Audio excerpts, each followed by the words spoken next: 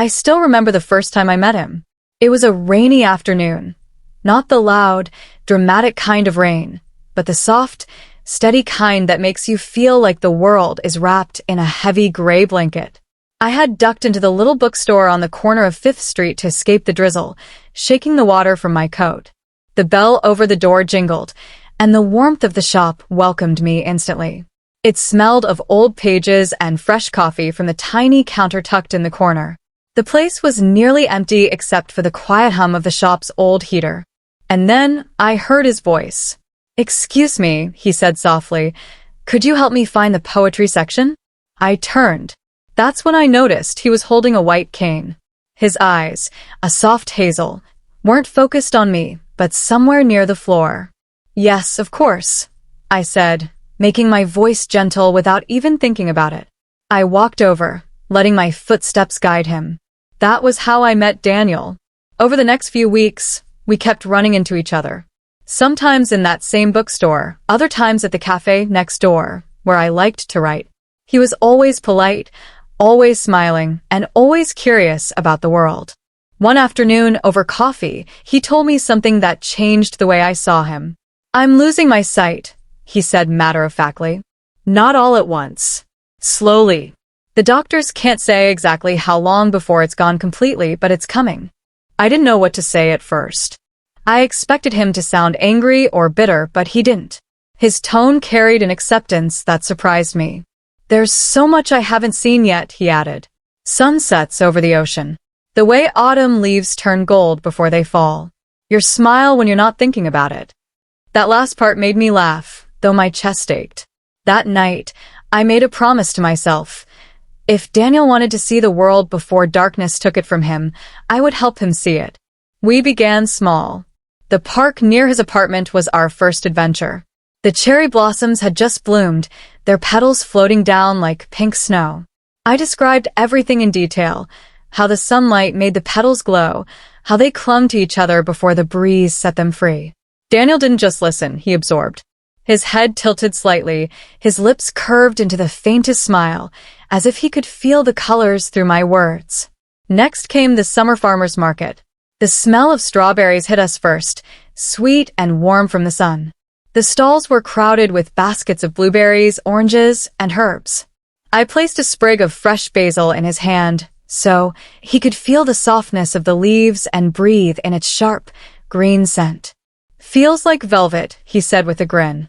I guided him to a stall of honey jars, the sunlight turning them into little golden lanterns. I told him about the way the light refracted through the thick glass, making the honey glow like liquid amber. He asked to hold one, and when he did, he chuckled. "Feels heavy for something so sweet." In early autumn, we visited the hills just outside the city. The leaves had turned into a wild fire of gold, amber, and scarlet. I walked slowly beside him, describing the way the colors layered across the hillsides like a painter's brushstrokes. I picked a maple leaf and placed it in his hand so he could trace its shape. "It's like holding a memory," he said. We stayed there until the sun dipped low, casting long shadows across the hills. I told him how the light shifted from gold to deep orange, how it kissed the edges of the leaves before they fell. One evening in October, he called me. "There's one thing I've always wanted to see," he said. "The sea. Not just hear it, but really see it." So, the following weekend, we took a train to the coast. The air changed the moment we stepped off the platform, salt, wind, and the distant cry of seagulls. The ocean stretched endlessly, waves catching the sunlight like tumbling silver coins. I told him about the horizon, where the blue of the sea melted into the softer blue of the sky. When the sun began to set, I described every shade as the sky turned into a living painting: rose, violet, molten gold. He didn't speak for a long time. Then he whispered, "Thank you for letting me see this." Winter arrived quietly. By then, his vision had worsened. Sometimes he'd turn his head in the wrong direction when looking for me. Sometimes his hand would miss mine by inches before I took it. We went to the countryside after the first snow. The fields lay under a perfect white quilt. The pine trees stood dark and still, their branches heavy with frost. I described the sparkle of the snow under the pale sun, then pressed a snowflake gently onto his glove. It melted almost instantly, but he smiled. Tiny and gone too soon, like some things in life. By spring, the doctors said his vision was nearly gone.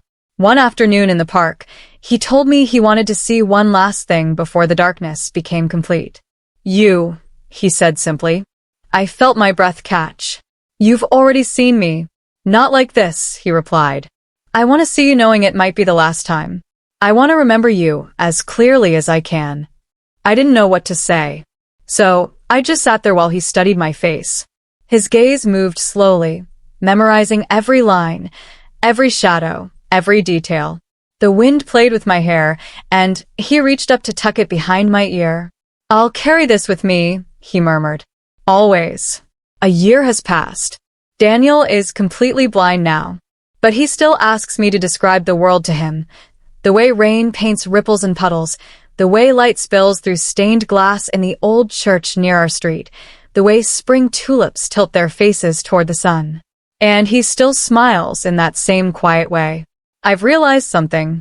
He may not see with his eyes anymore, but he sees with his heart. And sometimes that's more than enough. He wanted to see, and I wanted that for him. And I always will.